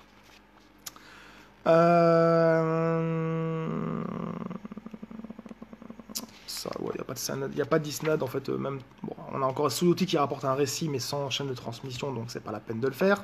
On a encore une fois Suyuti qui rapporte d'après Tabari, Ibn Mundhir et Ibn Abi Hatim un récit sans chaîne de transmission. Ensuite, on a Yahya ibn Sallam. Yahya ibn Sallam, c'est qui? C'est un des plus anciens exégètes qu'on a. C'est-à-dire qu'on a ce texte, c'est une exégèse qui est du 2e siècle de l'Hégire. Donc c'est vraiment très tôt. Par contre, de mémoire, son tafsir ne comprend pas les 16 premières sourates. Donc les 15 premières sourates, il commence qu'à partir de la sourate 16. Donc voilà, mais ça reste une exégèse très ancienne, bien plus ancienne que Tabari, etc. Et donc, en gros, on a une chaîne de transmission qui nous est transmise, donc d'après Yahya ibn Sallam, mais avec ce qu'on vient de voir, la même chaîne de transmission qu'avant.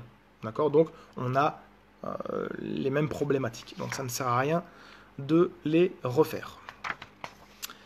Ensuite, on a As-Suyuti qui va rapporter dans Dur al-Mansour, d'après le tafsir de Abd ibn Humayd. Donc Abd ibn Humayd, en fait, c'est un muhaddith et un mufassir du 2e, 3e siècle. Il est mort, je crois, au milieu du 3e siècle, si je ne m'abuse. Donc il est mort un petit peu avant l'imam al-Bukhari, et il avait une exégèse, et dans cette exégèse-là, on a ce texte qui est rapporté d'après Asbat, d'après As-Suddi, et donc... non, excusez-moi, c'est d'après Asbat, Suddi, et il manque Abu Salih qui est derrière. Et Suddi, quand il s'agit des hadiths du prophète sallallahu alayhi wa sallam, il est qualifié de menteur, etc. Donc c'est pas quelqu'un qui est très fiable dans la transmission des informations. quand il s'agit du tafsir, donc de l'exégèse coranique, on peut le prendre parce qu'il donne son avis sur le Coran. Mais par contre, quand il rapporte des hadiths du prophète, c'est une catastrophe. Idem pour Abu Salih. Abu Salih, c'est un menteur avéré. Lui-même l'a reconnu. Il a même reconnu que, en gros, il a dit à un de ses élèves, tout ce que je t'ai rapporté, c'était des inventions. Et cette histoire-là, elle est répétée partout. Elle est très connue chez les savants du hadith. Donc quand on voit Abu Salih, on jette à la poubelle. On a As-Suyuti, encore une fois, qui va rapporter aussi une chaîne de transmission du tafsir de Ibn Abi Hatim, d'après Asbat, d'après As-Suddi. Donc c'est un petit peu la même chose que ce qu'on vient de voir. C'est la même chose et on connaît ce qui est derrière. Derrière lui, c'est Abu Salih, comme on vient de le voir, et c'est un grand menteur. Ensuite, on a Yahya ibn Sallam, donc celui qu'on vient de voir, l'exégète, qui a rapporté un récit d'après Mohammed ibn Saïb al-Kalbi sur cette histoire-là. Alors, Mohammed ibn Saïb al-Kalbi, en fait, lui-même, c'est un très très grand menteur. En fait, si, vous savez, on a une chaîne, le tafsir d'Ibn Abbas, en fait, on a plein de chaînes de transmission qui passent par eux. On a la chaîne de transmission très connue, c'est une chaîne du mensonge. On l'appelle comme ça dans la science du hadith. C'est Mohammed ibn Saïb al-Kalbi, d'après Abu Salih, d'après Ibn Abbas. Cette chaîne-là, c'est une chaîne mensongère. Pourquoi? Parce qu'on a deux menteurs à l'intérieur de la chaîne de transmission. Donc voilà, ici, quoique on n'a pas la chaîne de transmission qui est citée, mais le fait que ce soit déjà Mohammed ibn Saïb al-Kalbi, déjà, c'est un menteur. On n'aurait même pas pris son texte en compte. Mais il n'y a pas de chaîne de transmission. Ensuite, on a un texte qui est accepté. Donc ici, on a la version de Qatada, donc c'est Saïd ibn Abi Aruba, d'après Qatada, qui est rapporté chez Yahya ibn Sallam, l'exégèse dont on parle depuis tout à l'heure. En général, ce récit-là, il n'a pas été rapporté ni par Sheikh al-Albani, ni par al-Halabi, etc. En fait, les savants ne l'ont pas vu. Donc, l'avantage, c'est que cet auteur-là nous a rapporté un texte supplémentaire et qui est, en tout cas, qui passe le degré d'authentification. Pourquoi? Parce qu'en fait, la chaîne est très courte. Yahya ibn Sallam, c'est un exégète du 2e siècle, et donc c'est très court entre les maillons.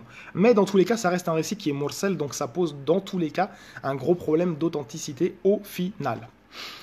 Donc voilà. Ensuite, on avance, on continue. On a deux autres chaînes de transmission qui sont rapportées par Tabari dans son tafsir. Donc c'est Mohammed ibn Abd al-Ala d'après Mohammed ibn Thawr, d'après Ma'mar ibn Rashid, d'après Qatada. Donc ça c'est accepté, il n'y a pas de problème généralement dans la chaîne de transmission. Et on a une autre chaîne de transmission d'après Al-Hassan ibn Yahya, d'après Abdullah ibn Razaq, Abd al-Razaq, donc celui qui a le Musannaf, qui est très connu, d'après Ma'mar ibn Rashid, d'après Qatada. C'est une chaîne de transmission qui est connue, donc c'est bon. Et donc c'est pour ça que ici, la chaîne de Qatada, lorsque Ibn Hajar nous dit oui, on a trois chaînes de transmission qui sont bonnes, donc celle d'Abu al-Aliya, celle de Abu Bakr ibn Abdurrahman al-Harith et celle de Saïd ibn Jubayr, il a oublié de dire aussi que celle de Qatada, elle passe sans problème. Donc voilà, et puis en plus il n'avait pas vu celui qui a été rapporté chez Yahya ibn Sallam. Donc on a une quatrième chaîne de transmission qui peut être acceptée. On se doit d'être honnête dans les deux sens, quand ça nous arrange et quand ça nous arrange pas. Ensuite, il y en a des textes sur cette histoire-là.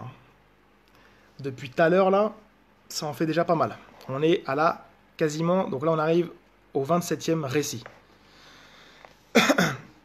Donc là on a Muqatil ibn Sulayman, celui qui a l'exégèse, qui est en fait qualifié de mensonge quand il s'agit de transmettre les hadiths du prophète sallallahu alayhi wa sallam. Donc lui c'est un menteur, on ne le prend pas quand il s'agit de prendre ses paroles dans la transmission des hadiths prophétiques. Par contre, quand il s'agit de faire du tafsir, de l'exégèse, on le prend parce qu'en fait les exégètes en général et les savants le prennent parce que sur la langue arabe il est très bon, etc. etc.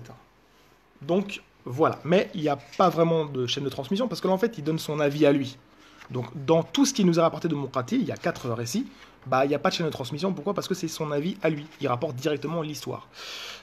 Mais voilà, on sait que derrière ça il y a encore des gens qui sont très mauvais mais qui n'ont pas été mentionnés. Alors, on avance, je les zappe, puisque en fait les 4 récits, c'est les mêmes à des sourates différents et à des endroits différents qu'il a commenté. Donc, on continue. Ensuite, on a une chaîne de transmission d'après Mujahid, qui nous serait rapporté dans le tafsir de Abd ibn Humayd, mais dont on n'a pas cette partie-là, puisqu'en fait il est fragmentaire, on ne l'a pas entièrement. Puisqu'en fait le tafsir de Abd ibn Humayd, on n'a que les 4 premières sourates, donc on ne va pas aller loin avec ça, mais voilà, en tout cas on a ce petit matériel, mais là ça ne couvre pas la partie concernée. Et en fait, si vous voulez, ce texte-là il est rapporté par un savant du 18e siècle, donc en fait c'est quand même vachement loin, hein.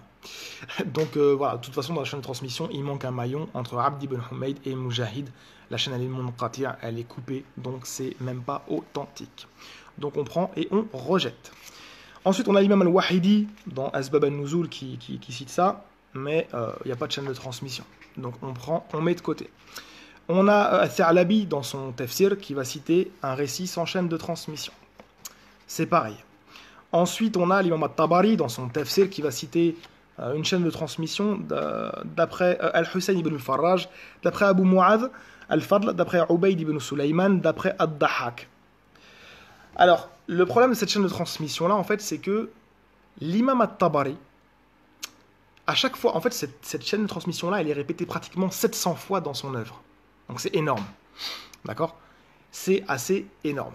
Vous savez, c'est comme la chaîne de transmission qu'on a vue tout au début, où il y avait Abu Ma'shar à l'intérieur, l'énorme menteur. Cette chaîne de transmission-là, elle est aussi beaucoup répétée dans le tafsir de l'imam At-Tabari.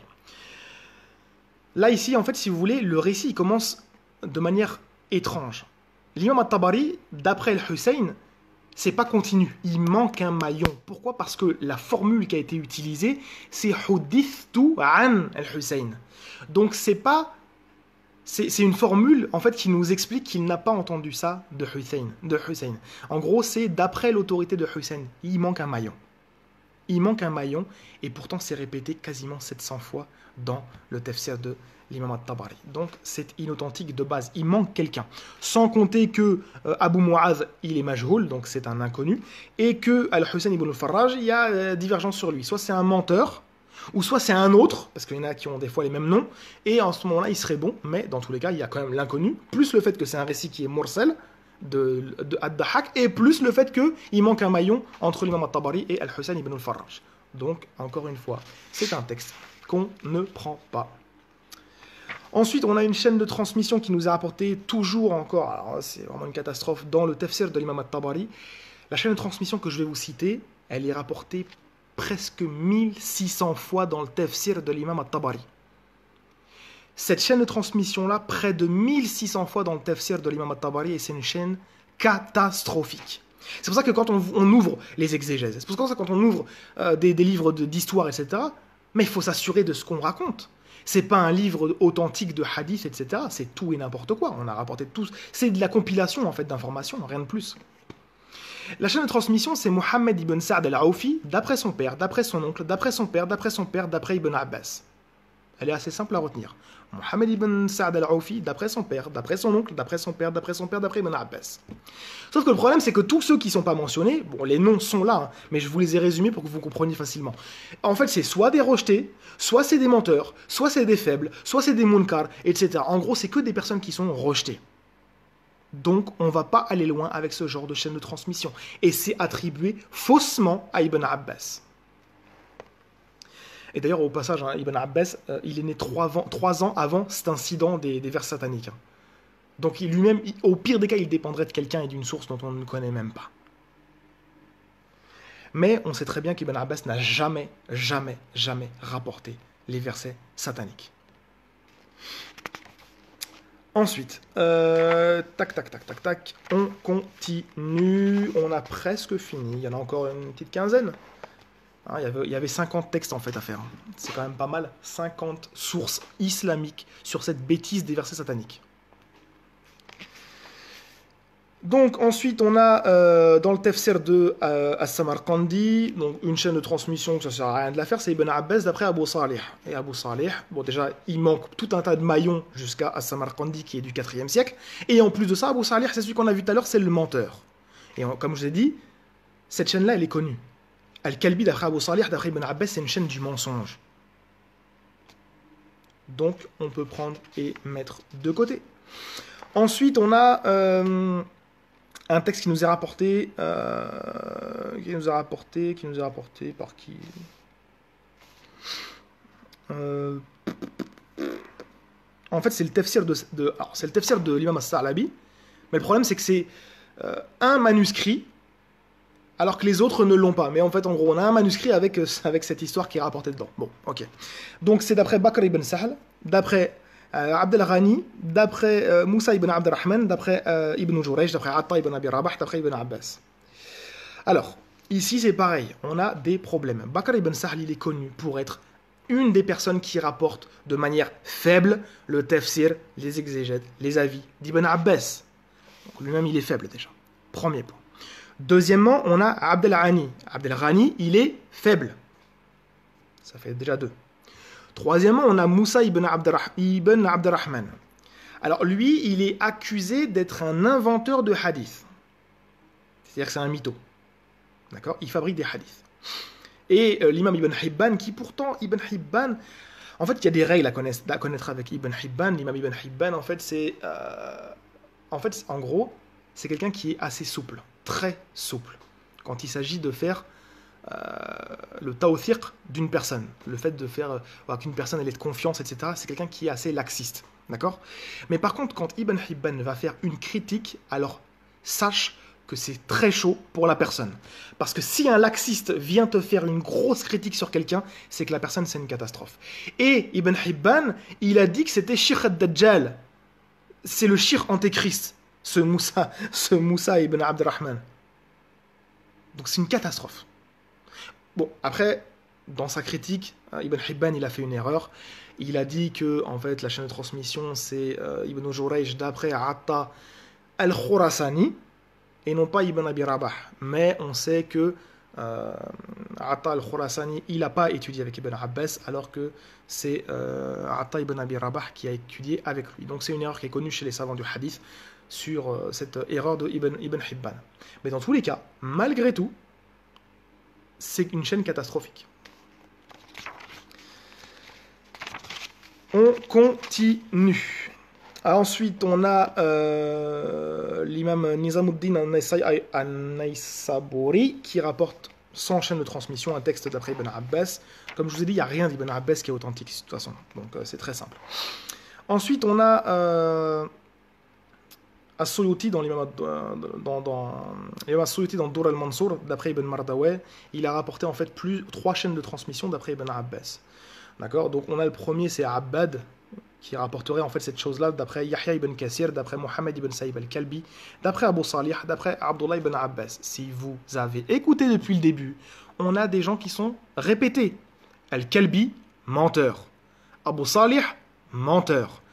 Abad ibn Shuhayb, ibn Suhayb, c'est un inconnu. En gros, qu'est-ce que c'est que ces gens? Ah, excusez-moi, non, il est pas inconnu, il est matrouk al-hadith. Donc dans tous les cas, il est rejeté.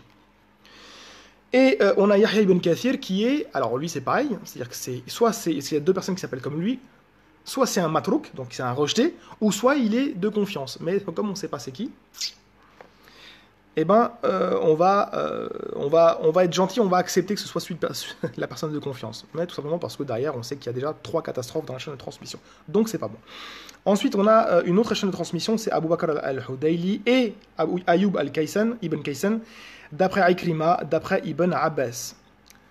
Donc là, l'auteur, par contre, il a merdouillé un petit peu, il s'est emmêlé les pinceaux dans les chaînes de transmission, il a fait un peu tout et n'importe quoi. Donc là, ici, ce qu'il a fait sur cette partie-là, c'est faux. Donc là, c'est pareil, bon, on a les mêmes problématiques qu'avant, autrement dit, Abu Bakr al-Hudayli, le premier maillon, c'est un rejeté dans la science du hadith, il est matrouk, et voilà. Ensuite, on a une troisième chaîne de transmission d'après Sulayman ibn Bilal, d'après un anonyme, un inconnu, d'après Ibn Abbas. Donc, chaîne de transmission, il y a un manque, un inconnu dedans, on ne sait pas qui c'est, on rejette.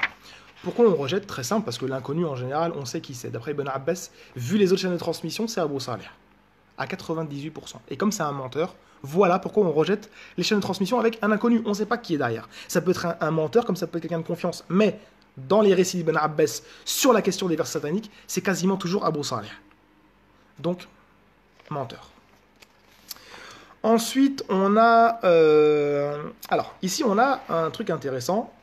En fait, ce récit-là, il a été authentifié par Ibn Hajar. D'accord? Ibn Hajar, il a dit sur ce récit-là que c'est le récit le plus authentique sur la question des gharaniq. Or, c'est faux. Pourtant, il a dit as-sahhu taraf hada al-hadith. Autrement dit, sur cet incident, la chose la plus authentique, c'est ce récit-là. Mais Sheikh Al-Albani, il est revenu, il a dit stop, il y a une erreur de Ibn Hajar. Pourquoi? Parce qu'à l'intérieur de la chaîne de transmission, alors oui, certes, elle est authentique, mais il y a un maillon qui s'appelle Mohammed ibn Ali al-Muqri. Et c'est un inconnu. Ibn Hajar a fait une erreur.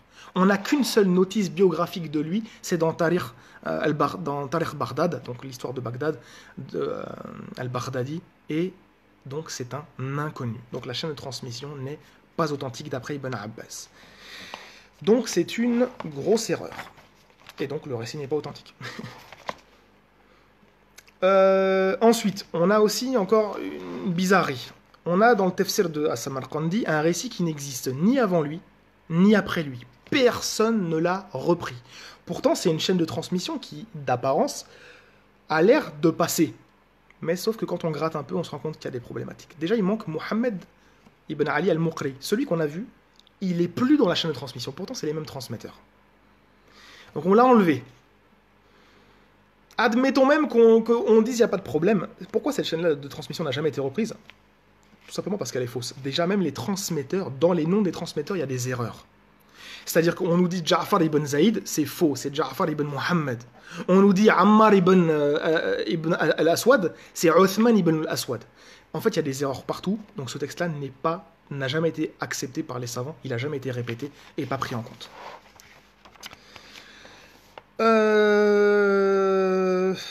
Ensuite, on a un autre récit qui est rapporté dans Asbab an-Nuzul de Al-Wahidi, donc dans les causes de la révélation, d'après une chaîne de transmission, alors qui passe, d'accord, sauf qu'il y a un problème.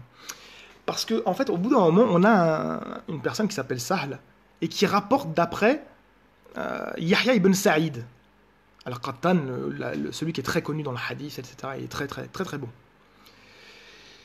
Le problème, est-ce que c'est vraiment Yahya ibn Sa'id al-Qattan, comme a dit le Cheikh Al-Albani? Bah, c'est très très loin d'être sûr. Pourquoi? Parce qu'il s'agirait plutôt de Yahya ibn Zakaria. Pourquoi? Parce qu'en fait, on n'a aucun indice nous permettant de dire que Sahl a rapporté d'après Yahya ibn Sa'id. Alors qu'on a d'autres chaînes de transmission d'après Sahl, d'après Yahya ibn Zakaria. Et le problème, c'est que de Yahya ibn Zakaria, on n'a pas vraiment d'autres chaînes de transmission, sauf ce récit-là, qui rapportent d'après Uthman, le maillon qui est juste avant. Donc la chaîne de transmission ici, elle a des problèmes. Elle a des problèmes. Donc voilà.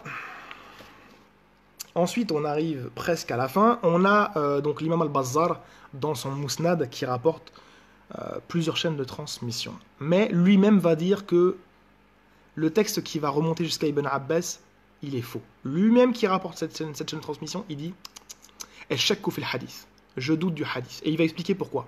Tout simplement parce que la chaîne c'est Shu'ba d'après Abu Bishr, d'après Sa'id ibn Jubayr, d'après Ibn Abbas. D'accord?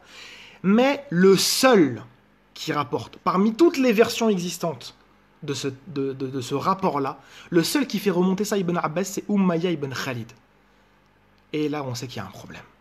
En fait, il s'est trompé. Il a fait remonter, en fait, après Sa'id ibn Jubayr à Ibn Abbas, puisque c'est son professeur, alors que toutes les autres chaînes de transmission s'arrêtent à Sa'id ibn Jubayr.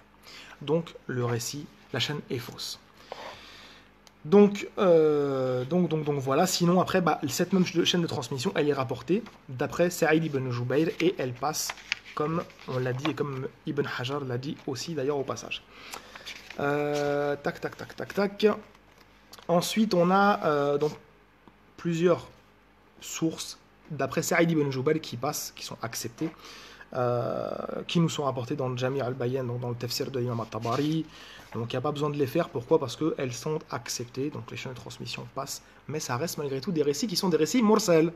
Donc au final, même si ça a des conditions acceptées dans la chaîne de transmission jusqu'au tabi'i, mais il manque quand même un maillon. Donc d'où est-ce qu'ils ont pris ça? Ensuite, on a l'imam As-Suyuti qui va encore nous rapporter un récit sans chaîne de transmission dans le Dur al-Mansour. Ensuite, on a une chaîne d'après Ikrima, d'après Ibn Abbas, sans chaîne de transmission qui nous est rapportée dans le tafsir de l'imam As-Suyuti, Dur al-Mansour. On a un récit d'après Al-Hasan al-Basri sans chaîne de transmission qui nous est rapporté chez Al-Mawardi.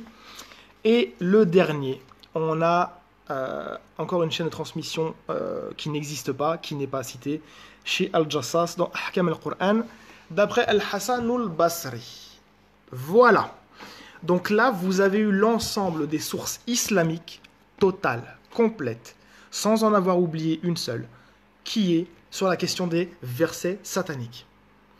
Donc, pour ceux qui viennent d'arriver en cours de route, ou qui n'ont pas suivi, etc., le live sera encore là. Après, vous pourrez reprendre l'ensemble et vous familiariser avec l'ensemble des sources et la critique extrinsèque, externe, que nous avons apportée sur toutes les chaînes de transmission. Donc, au final, il y en a 4 qui restent. Celle de Qatada, celle de Abu Aliya, et encore avec des pincettes. Celle de Abdurrahman, Abu Bakr Abdurrahman al-Harith, qui, il n'y a qu'un texte de lui qui passe. Ça, c'est problématique. Et encore, il y a une grosse divergence sur un des transmetteurs qui fait que c'est aussi à prendre avec des pincettes. Et on a celle de Saïd ibn Jubayr qui passe, mais jamais jusqu'à Ibn Abbas. Tout le reste, c'est du papier mâché. On peut jeter ça à la poubelle. D'accord ?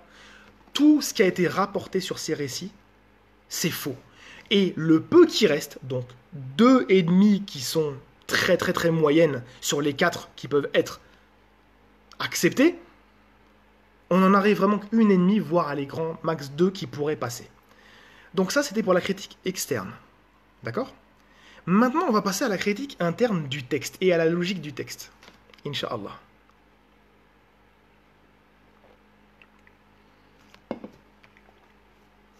Alors, tout d'abord, est-ce que le texte, déjà, de base, il est logique ? Il faut se poser des bonnes questions. Mais pourquoi ce texte, il est apparu ? Quand ? Où ? Pourquoi ? Par qui ? En fait, il faut se poser des questions. En fait, un texte n'arrive pas comme ça, au hasard. D'accord ? Surtout un texte comme ça, où le prophète, sallallahu alayhi wa sallam, aurait fait un acte de kufr akbar, de la mécréance majeure, en validant, congratulant les idoles païennes. Donc c'est très problématique. Le texte nous dit en gros que le prophète sallallahu alayhi wa sallam, voilà, il voulait que les mouchrikines viennent à l'islam, et donc en gros il a essayé certaines choses, et ensuite il a récité la sourate 53. Et quand il a récité la sourate 53, le diable a réussi à se faufiler, tac, tac, tac, tac, tac, et il a infiltré le canal de la révélation. Et il a révélé, ou fait dire au prophète, qu'il a répété devant les mouchrikines, eh bien que les gharaniq, donc les idoles païennes, eh bien, en gros, elles sont bien vues, d'accord ? Elles peuvent, en gros, ce sont des bons intercesseurs, etc.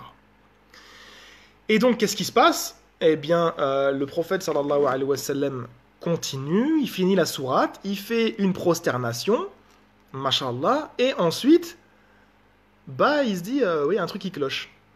Pourquoi ? Parce qu'en fait, voilà, les Qurayshites, les Mécois, sont satisfaits. Comment ça se fait ? Qu'est-ce qui se passe ? Et en gros, voilà, il s'est rendu compte qu'il avait dit une catastrophe. Et là, on a Djibril qui vient et qui dit, mais c'est pas ce que je t'ai dit de dire. Qu'est-ce que tu as fait ? Et après, le prophète sallam qui il est triste, et puis voilà, et puis il raconte plein de choses, etc. Et ensuite, Allah révèle la sourate 22-52 pour abroger, en gros, ce que le diable avait dit. Et donc, la sourate 53, elle est purifiée de ces inventions du diable. Ça, c'est le texte qui a été rapporté et qui a été diffusé à l'époque des salafs. Il y a des questions à se poser toutes bêtes. Des questions vraiment toutes bêtes à se poser. Si le diable a réussi à infiltrer le canal de la révélation et à faire dire ça au prophète sallallahu alayhi wa sallam, mais pourquoi 2 minutes après il ne peut pas recommencer ? 2 jours après ? 2 ans après ?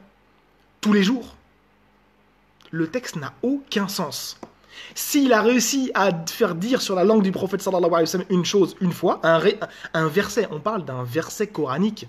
Alors c'est pas le Coran, puisque c'est une fausseté, mais le diable a réussi à faire un verset coranique. Lorsque le Coran dit que tous les djinns et les hommes pourraient se réunir pour essayer de faire une sourate ou autre comme ça, le diable il a réussi à faire un verset déjà.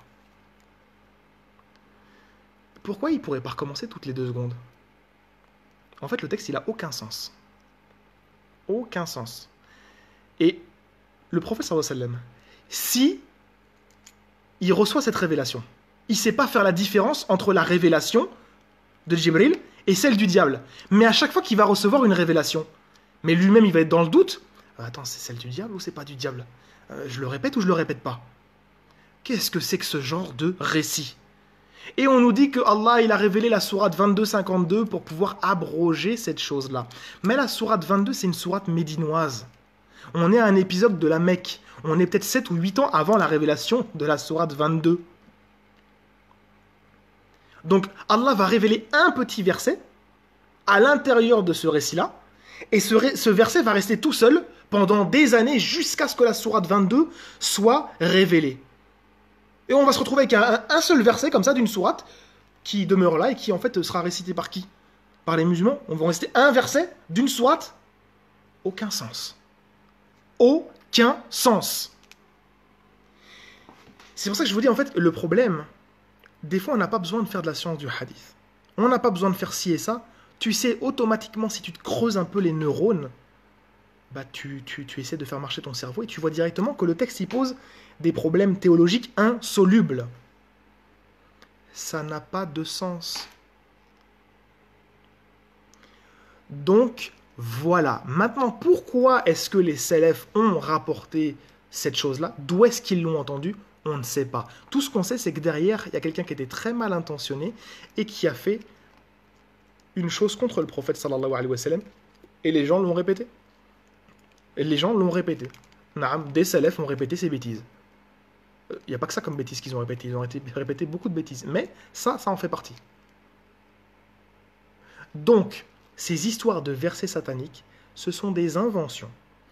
Ce n'est pas le prophète sallallahu alayhi wa sallam qui a reçu cette chose-là.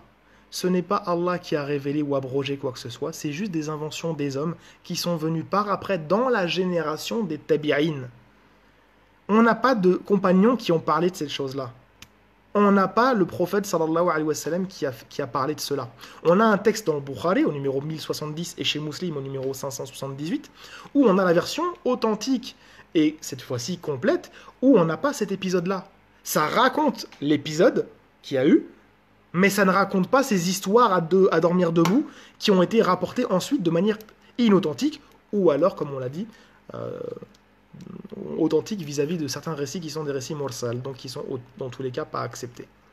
Donc les savants qui à travers l'histoire ont accepté ces histoires-là et qui ont essayé de trouver tout un tas d'interprétations, je pense qu'ils n'ont jamais mesuré l'importance gravissime de ce qu'ils ont dit.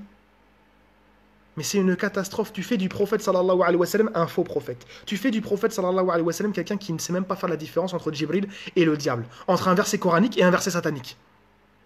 Tu fais d'Allah un révélateur d'un verset qui va flotter pendant des années avant de se retrouver dans une sourate. Aucun sens.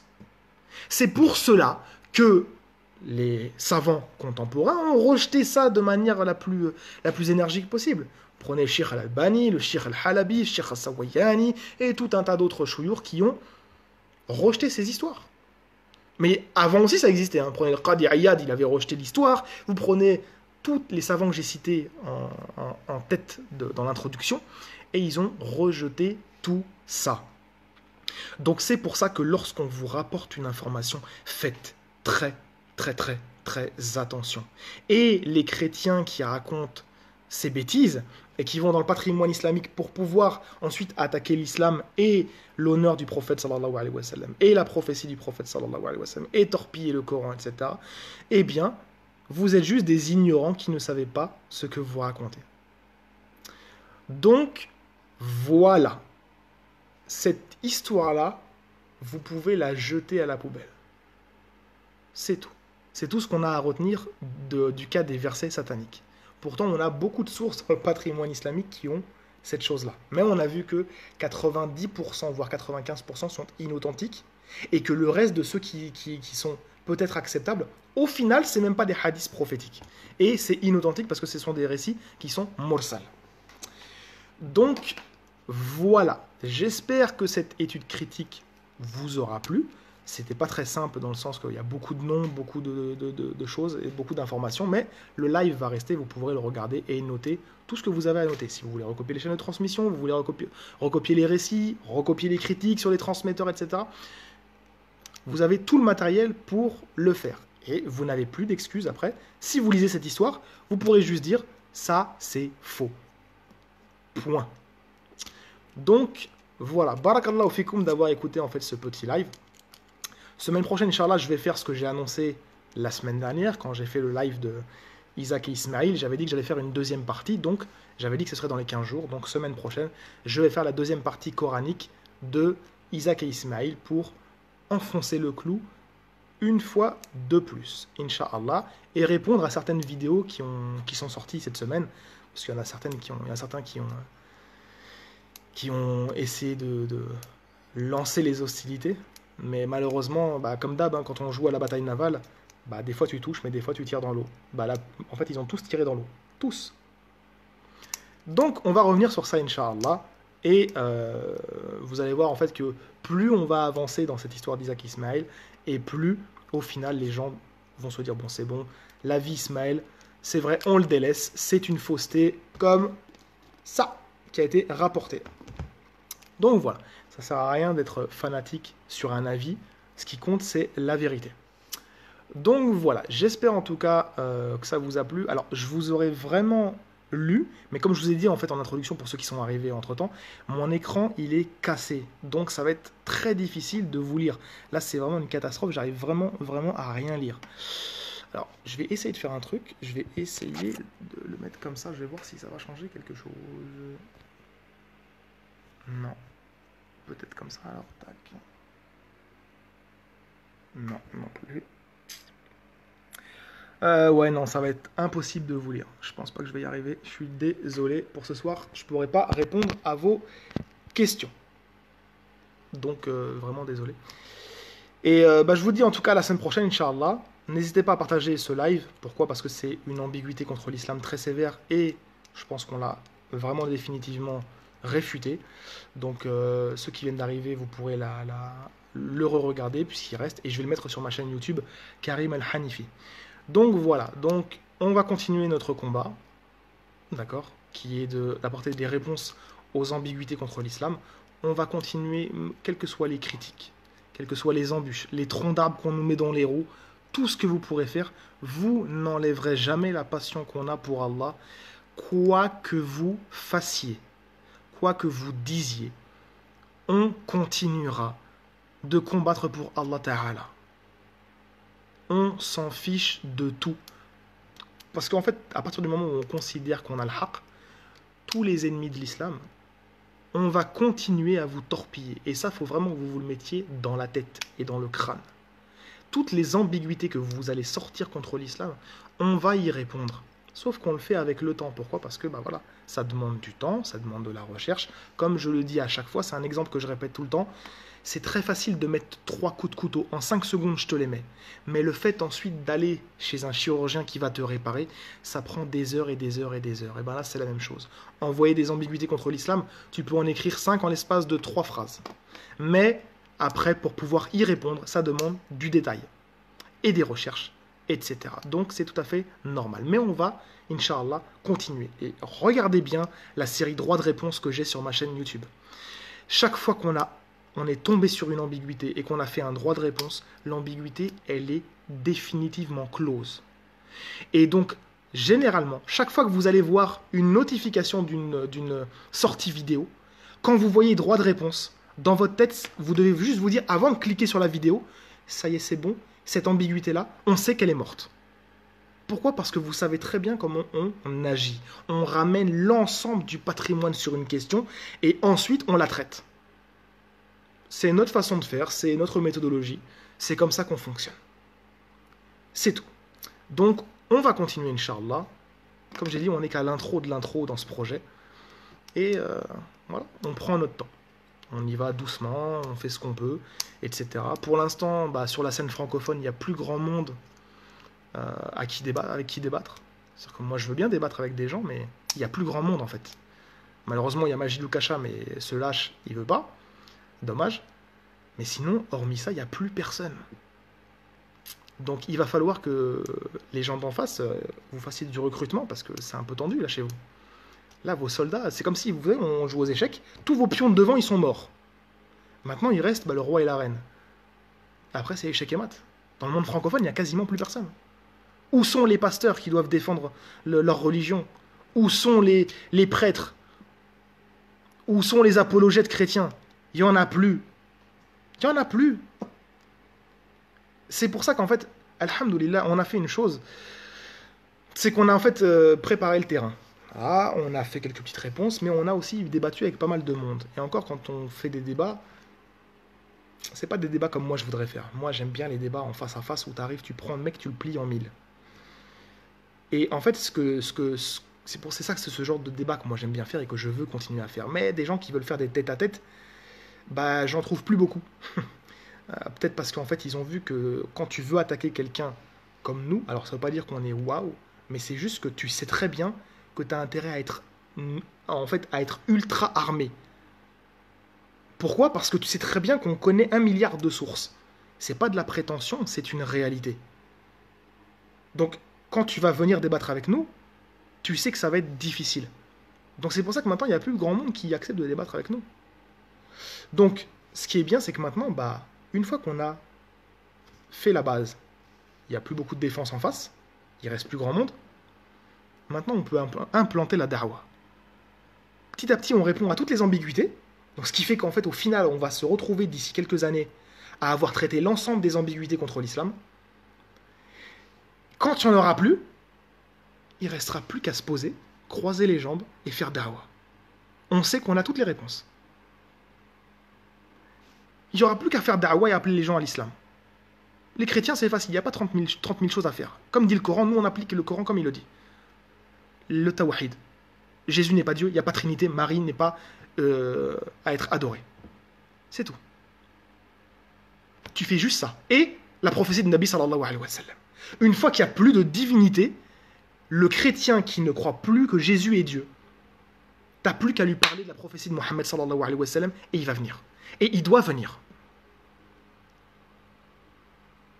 Le reste, ça sert à rien d'en parler, de faire des débats avec eux sur les autres questions. Parce que le Coran, en fait, n'en parle pas. Le Coran, si vous regardez bien, les deux points principaux, c'est la prophétie de Nabi sallallahu alayhi wa sallam et la question du tawhid. De ne pas se prendre pour des seigneurs en dehors d'Allah.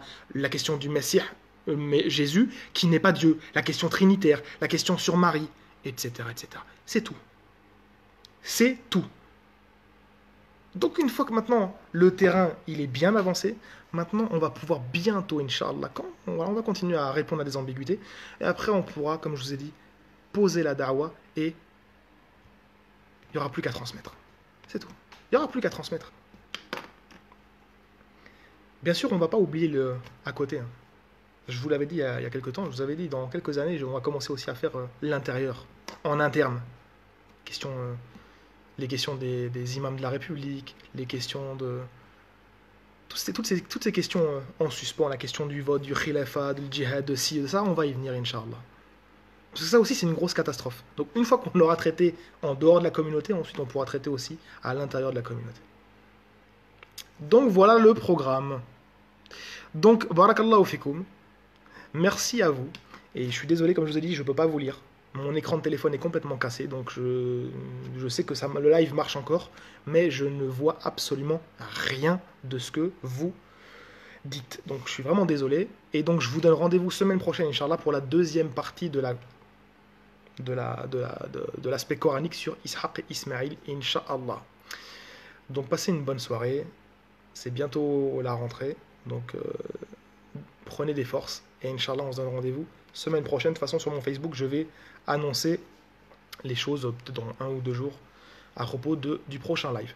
Ceux qui ne me connaissent pas, ceux qui ne sont toujours pas familiers avec nous, Un petit abonnement à la chaîne YouTube, c'est toujours un support, c'est toujours une aide et ça vous permet surtout aussi d'avoir les notifications des sorties vidéo, chaque sortie vidéo. Comme je vous l'avais dit, j'ai retrouvé un monteur, donc on attend la rentrée pour pouvoir recontinuer les séries vidéo qu'on avait mis de côté. D'accord, j'ai fait pas mal de live, histoire de, mais sinon la vraie reprise elle va se passer, Inch'Allah, en septembre. Donc voilà, abonnez-vous à la chaîne YouTube, cliquez sur la petite cloche, vous aurez les notifications de chaque sortie des vidéos. Et c'est aussi une aide pour nous, ça nous permet d'avoir voilà, une visibilité au niveau des gens et que les gens puissent avoir des réponses concrètes sur les attaques contre l'islam et aussi de l'enseignement interreligieux de qualité. Voilà, donc je vous remercie, je vais devoir éteindre maintenant, Inch'Allah. Et puis, je vous souhaite une bonne soirée. Barakallahu fikum, wassalamu alaikum wa rahmatullahi wa barakatuh.